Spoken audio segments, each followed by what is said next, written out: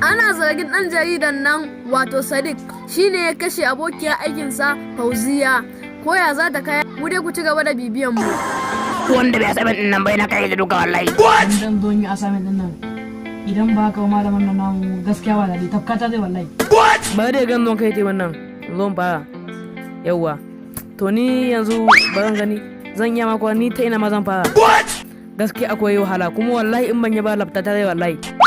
Kuma kai ko fashi ma zan yi kai ina in ne fashi kuma abin sa ya faga kai na shiga ku ni wayya ma zan yi ne yanzu gani ha Dai ba kunna tibin nan. Ko Allah ya sa samu ta amsa da zan rubuta a cikin littafin nan. Haka ma za a yi. Za a kulle makarantu har sai baba ta gani a sakamakon yajin aikin da 'yan kwadago suka yi. Saboda haka gobe kada wanda ya je makaranta har sai an shawo kan lamarin.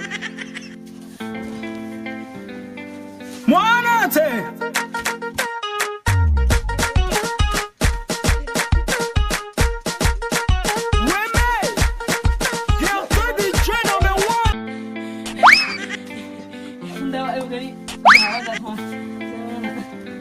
Barkanmu da dawowa.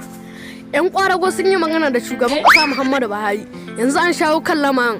Saboda haka gobe kowa ya shirya dan shi ya kashe makaranta.